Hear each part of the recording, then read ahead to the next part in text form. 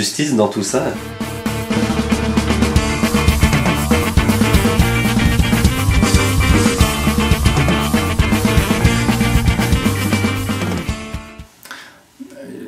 Je dois parler de la justice en termes très généraux parce que dans le détail, les choses ne se manifestent pas de la même façon tout à fait d'une juridiction à une autre.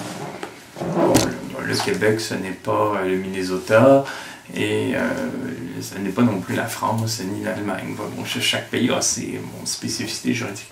Il reste que, bon, d'une manière tendancielle, il y a une notion en droit et dans la procédure judiciaire qui pervertit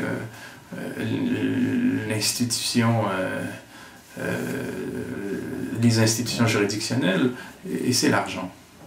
C'est-à-dire qu'il y a une notion qui est centrale en droit, dans la pratique légale, et qui est celle de client. Et la notion de client, ce n'est pas une notion de droit, ce n'est pas une notion politique au demeurant, c'est essentiellement une notion économique. C'est-à-dire qu'un avocat qui, à peu près exclusivement, là, garantit l'accès aux droits des citoyens d'une juridiction, parlera toujours de son client, de fait, structurellement. Il ne parlera pas d'un citoyen. Ce qui veut dire que pour avoir accès à ces droits, il faut se constituer client. On a accès à des droits en théorie, mais en pratique, pour qu'ils s'appliquent, les dits droits, on doit se prévaloir des services d'un avocat qui ne vendra ses services qu'à des acteurs sociaux capables de se les payer. Et du fait d'être face à des avocats qui ont des honoraires considérables et qui sont les seuls à pouvoir, dans maintes juridictions, activer le processus judiciaire pour obtenir une réparation, par exemple, dans un contexte X, pose problème. Bon, ça, ce sera beaucoup vérifiable en Amérique du Nord. Surtout dans des juridictions qui, contrairement à la France, prévoient que des juges soient d'anciens avocats. Et aussi prévoient que les juges soient structurellement passifs. Il n'y a pas de juge d'instruction ici, par exemple. Alors, c'est strictement si on a les moyens de se prévaloir des services d'avocats qui ont des honoraires qui s'élèvent à plusieurs centaines de dollars de l'heure, sans parler de leurs équipes, qu'on peut, en quelque sorte, amener la justice à se saisir d'une question et à en faire un enjeu de droit.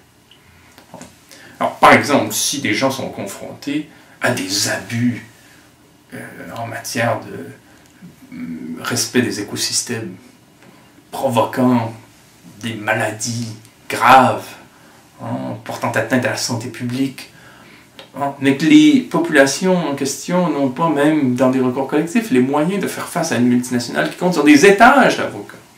L'enjeu ne sera jamais une question de droit, on n'en fera jamais une question légale. Ce seront même souvent les entreprises qui vont poursuivre les manifestants pour diffamation, si elles ont en plus l'odieux, de protester contre la spoliation ou la dévastation de leur territoire. Inversement, toutefois, si un millionnaire comme Pierre-Carl Péladeau se fait traiter de voyou par Sylvain Lafrance à une époque où il est directeur de la chaîne de télévision publique, il en fera une question de droit. Donc il le poursuivra et le fait de s'être fait traiter de voyou deviendra un enjeu légal. On mobilisera des huissiers, des juges et tout un appareil judiciaire pour se pencher sur la question avec des experts, et toute une presse affectée à la question judiciaire qui suivra l'affaire, tout simplement parce que l'intéressé avait à sa disposition les milliers, voire millions de dollars qui sont requis pour faire d'une question un dossier judiciaire. Et donc, du moment qu'on voit l'argent s'interposer dans ce système de droit, on se rend compte que les droits formels que nous avons ne sont appliqués que si nous avons les moyens d'accéder au système judiciaire, et c'est évidemment le fait d'une toute petite minorité.